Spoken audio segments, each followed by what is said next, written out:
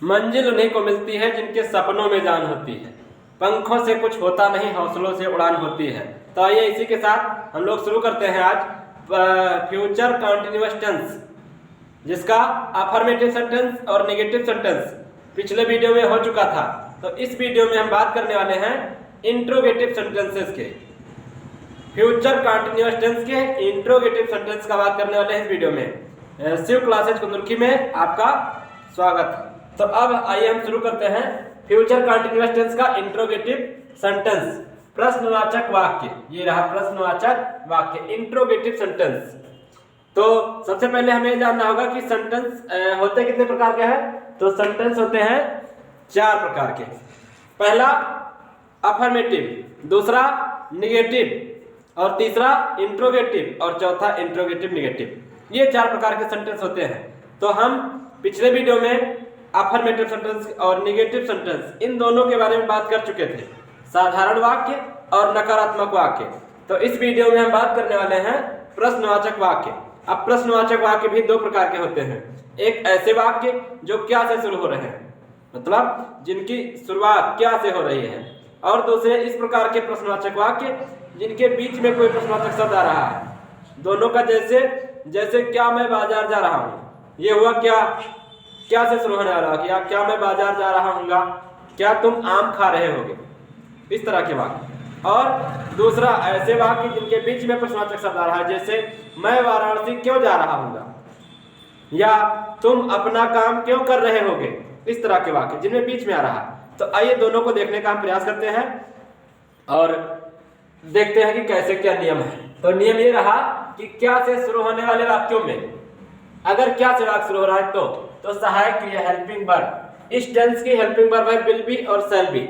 तो क्या करेंगे, विल या शैल, इन दोनों में से जो भी आ रहा है, अगर सब्जेक्ट सिंगुलर है तो विल को, और अगर सब्जेक्ट प्लूरल रहा तो शैल को सबसे पहले लिखकर उसके बाद सब्जेक्ट कर्ता लिखना है, और उसके बाद बी लगाना है, क्योंकि जो विल बी शैल भी आ रहा था।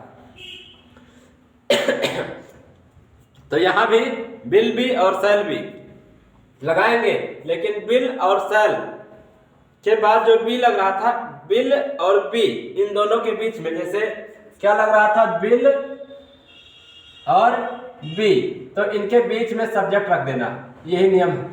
बीच में कर्ता आ जाएगा। अगर सब्जेक्ट सिंगुलर हुआ तो विल को आगे कर देंगे, अगर सब्जेक्ट प्लूरल हुआ तो शैल को आगे कर देना, उसके बाद तब भी लगाना। तो ये नियम रहा कि विल और शैल के बाद कर्ता रखना है सब्जेक्ट, और उसके बाद बी, उसके आगे जैसे हम करते थे वर्ब की फर्स्ट फॉर्म में आईएनजी लगा देते थे, तो वही करना है। शैल को सबसे पहले लिखकर कर्ता के बाद बी लगाकर वर्ब की फर्स्ट फॉर्म में आईएनजी लगा देना। अब इसका स्ट्रक्चर आपके सामने रहा, चाहे तो आप स्क्रीनशॉट ले सकते हैं।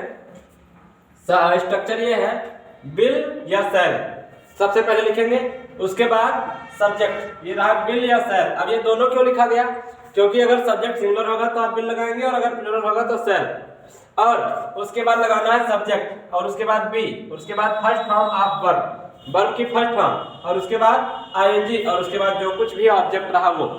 तो नियम आपको समझ में आया होगा। नियम में अगर आपको कहीं भी दिक्कत आ रही है तो पूछें। और अब हम एग्जाम्पल देखने का प्रयास करते हैं, क्योंकि बिना एग्जाम्पल के किसी भी टेंस की कल्पना करना भी बेकार है, क्योंकि बिना एग्जाम्पल के आपको कुछ समझ में नहीं आएगा। पूरा नियम हमने पढ़ लिया, अगर हम एग्जाम्पल ही ना करें तो क्या फायदा। तो देखते हैं एग्जाम्पल। तो पहला सेंटेंस है कि क्या वह गाना गा रही होगी। अब यहाँ पे सब्जेक्ट हमें पता चल रहा है वह, अब होगी, यहाँ पे होगी आया, इससे पता चल रहा है कि कोई फीमेल, मतलब फेमिनिन जेंडर की बात हो रही है, स्त्रीलिंग। तो अब यहाँ पे स्त्रीलिंग हो या पुल्लिंग, लेकिन ही, जो ही या सी दोनों होता है, दोनों को सिंगुलर माना जाता है, इसलिए हम लगाएंगे क्या, विल, उसके बाद सी, उसके बाद बी, क्योंकि विल और बी के बीच में सब्जेक्ट लगाना था, यही रूल था। विल और बी के बीच सब्जेक्ट, अगर प्लूरल नंबर है तो शैल और बी के बीच सब्जेक्ट, तो इसीलिए विल सी बी, उसके बाद सिंगिंग ए सॉन्ग, क्योंकि वर्ब की फर्स्ट फॉर्म में आईएनजी। ऐसे दूसरा सेंटेंस है, क्या डॉक्टर रवि लखनऊ जा रहे होंगे।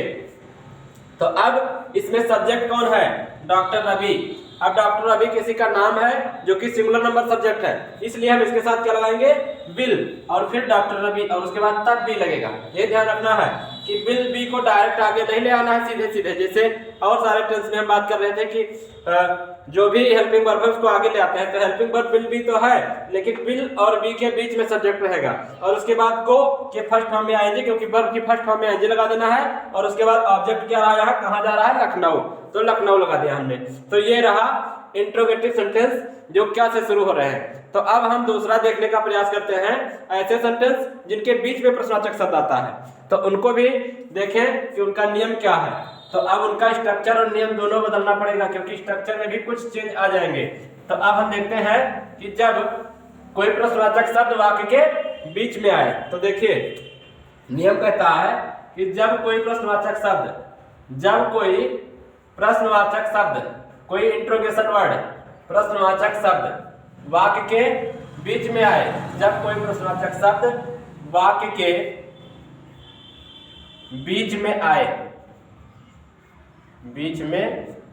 आए, तब क्या करेंगे, आए तो उसकी अंग्रेजी, उसकी मतलब किसकी, उस शब्द की अंग्रेजी, तो उसकी अंग्रेजी क्या करना है, सबसे पहले लिख देना है, उसकी अंग्रेजी सबसे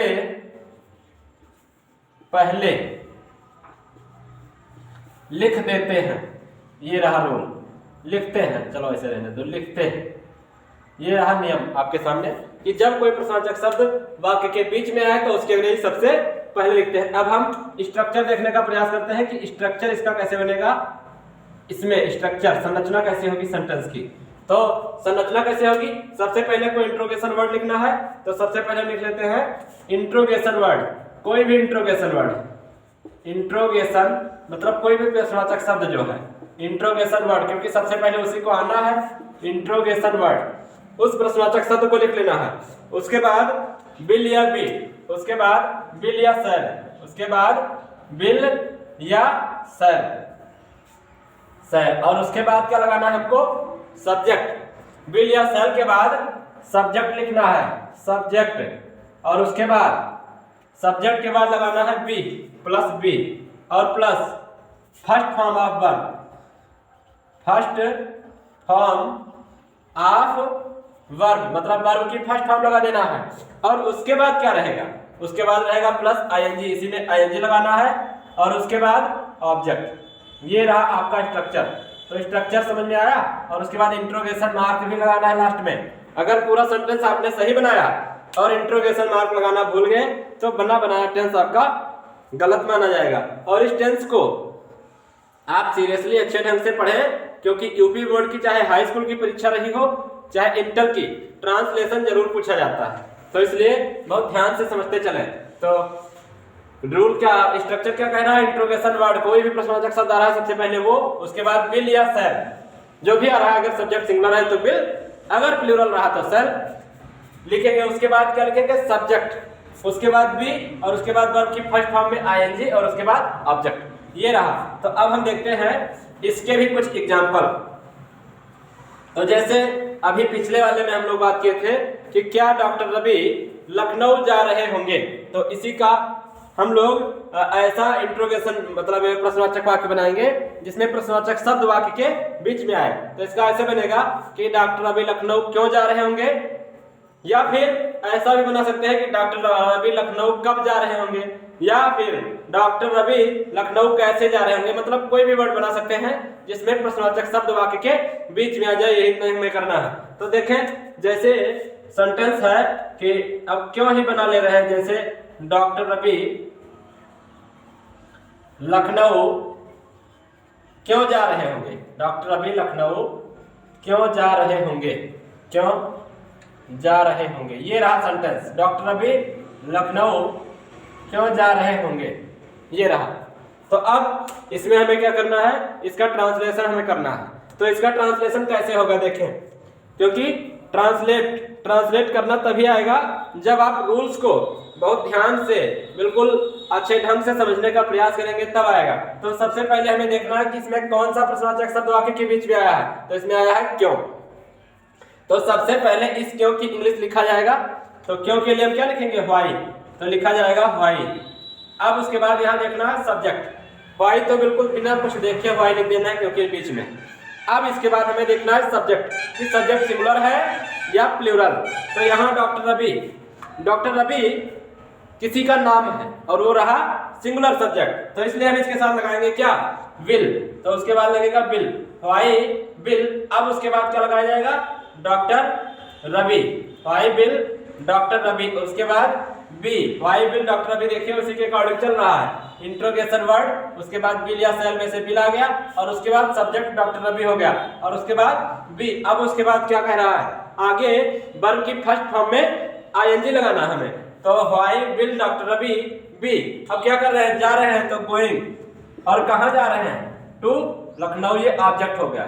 इस तरह से बनेगा कौन, इंट्रोगेटिव सेंटेंस, अगर प्रश्नवाचक शब्द वाक्य के बीच में आए। अब और हम कुछ एग्जांपल अभी करने का प्रयास कर रहे हैं। जैसे पिछले वाले में जो क्या से शुरू हो रहे वाक्य, उनमें हमने देखा था कि क्या वह बाजार जा रही होगी। तो अब उसी को हम देखते हैं कि वह बाजार कैसे जा रही होगी। वह बाजार कैसे जा रही होगी, वह बाजार कैसे जा रही होगी, कैसे जा रही होगी। तो अब इसको हम देखने का प्रयास करते हैं। तो सबसे पहले इस कैसे की मीनिंग लिखेंगे, कैसे तो लिखा जाएगा हाउ सबसे पहले, उसके बाद बिल लगे क्योंकि सब्जेक्ट सिंगुलर है वह, तो हाउ बिल सी। और उसके बाद B, how will C be going, और कहाँ जा रही होगी, ऑब्जेक्ट लिखना है, गोइंग टू मार्केट। ये रहा आपका सेंटेंस। उम्मीद करता हूं कि फ्यूचर कंटिन्यूअस टेंस का affirmative sentence, negative sentence, interrogative sentence बहुत बढ़िया से समझ में आया होगा। और अगर इनमें आपको कहीं भी कोई दिक्कत आ रही है तो कमेंट सेक्शन में निसंकोच आप पूछ सकते हैं। और इसी के साथ हम अपने वीडियो को रोकना चाहेंगे यहीं पे। अगला वीडियो होगा फ्यूचर परफेक्ट टेंस।